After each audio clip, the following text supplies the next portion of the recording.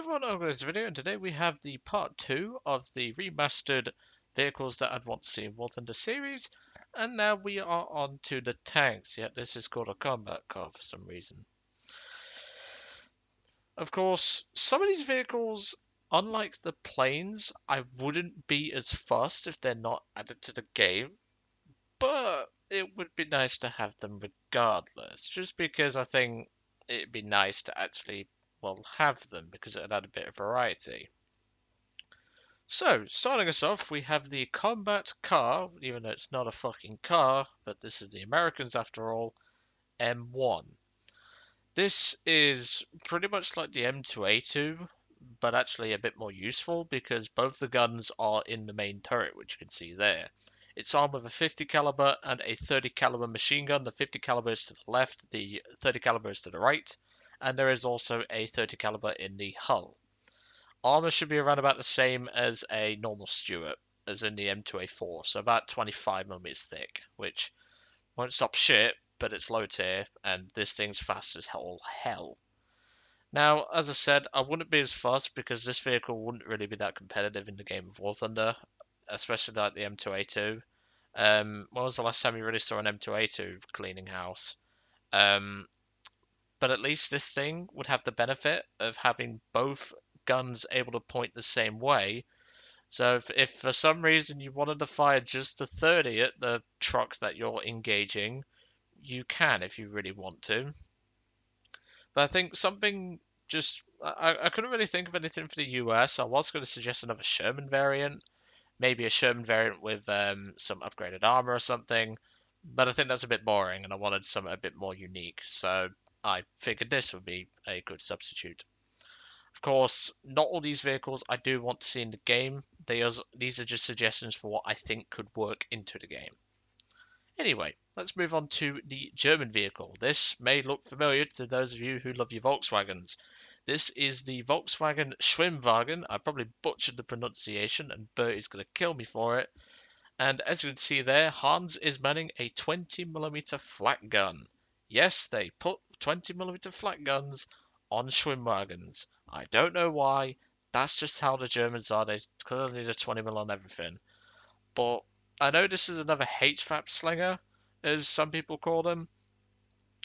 And this would play very similar to, ironically, one of the Italian vehicles I'm going to suggest.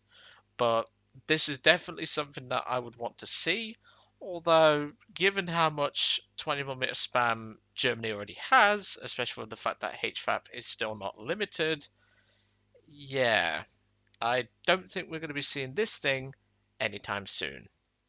But it would be nice regardless. Moving on, we have the Russian tank. Now, I know some people are going to say, Joe, that's a 7.62. That ain't doing shit. You're very correct, but there was a variant with the 20mm, as in a TNSH. So on the T60 is what I meant. Would help if I got my English correct today. This is the T38 light amphibious tank. If memory serves me correctly, which it probably doesn't, Russia doesn't have any amphibious tanks other than the later tiers, such as the PT-76 and stuff like the Object 906 as well. I think low tier Russia could do with a bit of a meme tank, and I think this thing with a 20mm, even if it's only got 2 crew and has like 12mm of armor, would be a nice little fun vehicle to have. Obviously, as you can see there, the 20mm would probably have trouble depressing over the driver's hatch, but you're probably going to turn the entire vehicle anyway because the turret traverse on this is probably going to be shit anyway. So, yeah, you'll just have to see really. But it would be nice to have. Obviously, just imagine this with a 20mm attached. That's all you need to imagine. Next up, we have the Cruiser Mark 1. This is one of the British tanks that I'd want to see. Those of you that may know your low-tier British tanks may be thinking, we don't need any more tanks like this. You're probably right. Britain has too many tanks like that. Of course, this is a close support variant. I don't want this one. There was an original variant with the 2-pounder, which we all know and love. So, yeah. Replace that close support howitzer with a 2-pounder, and that's what this thing is. It had good speed, had those two 7.7 machine guns in the rotating turrets there, armor was around about 20 millimeters thick to about 30. It would just be another low tier British tank, really. That's all you really need to know about it. And as a result, it's just more.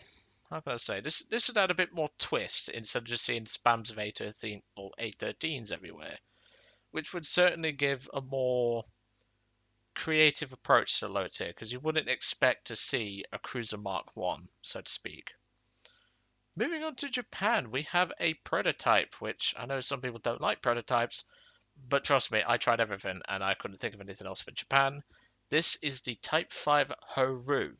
This is based off the Japanese light tank, the Go, and this essentially has the long 47mm.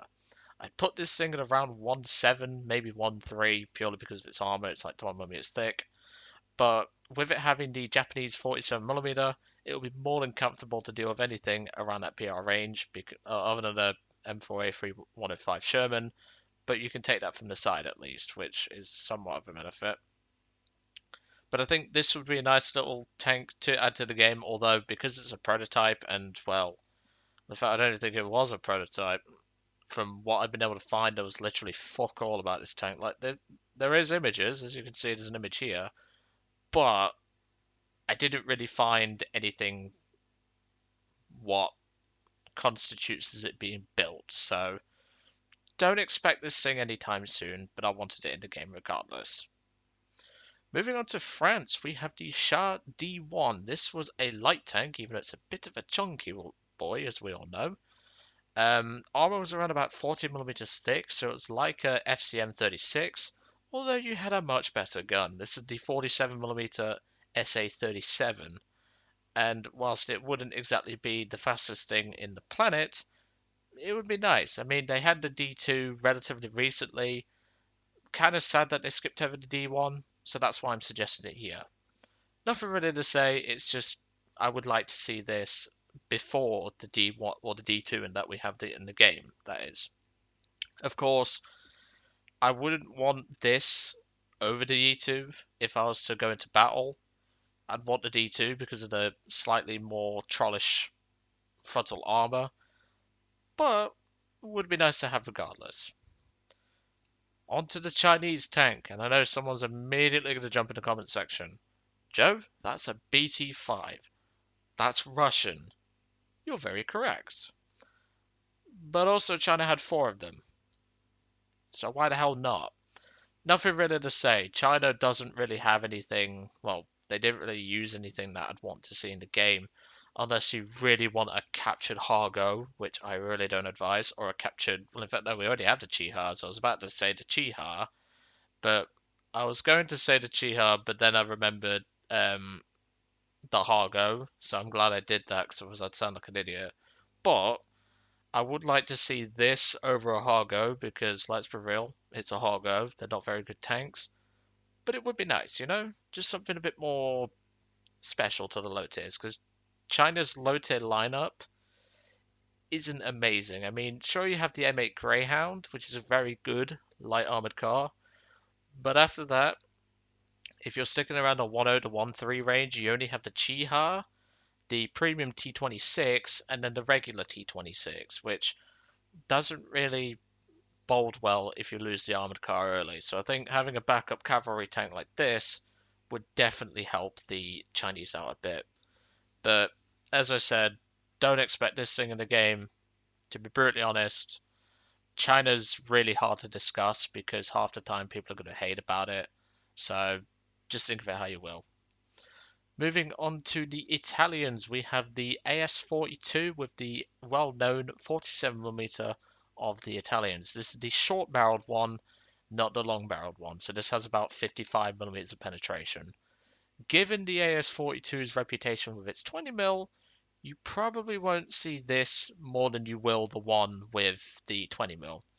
Now, I'm not sure about the second gun, which you can see mounted in the front there. If I had to assume, judging by the size of it, that might be a 20mm, maybe a 12.7.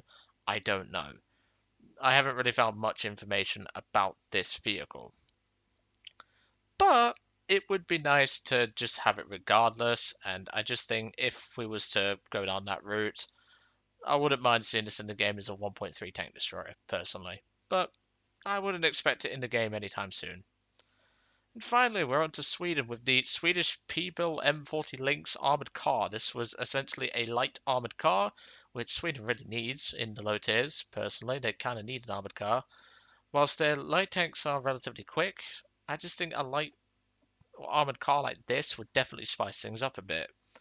Now, there was two variants. Of course, this one, well, the Swedish built ones had the both as 20mm, so penetration would be around about 40mm, which would be more than enough for the low tiers.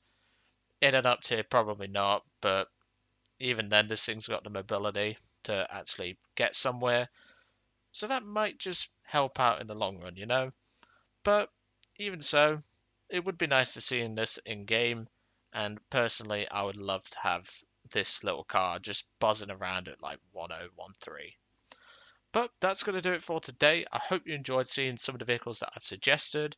Of course, just remember, I'm not exactly able to get these vehicles in the game. I'm not affiliated with Gaijin in that way yet.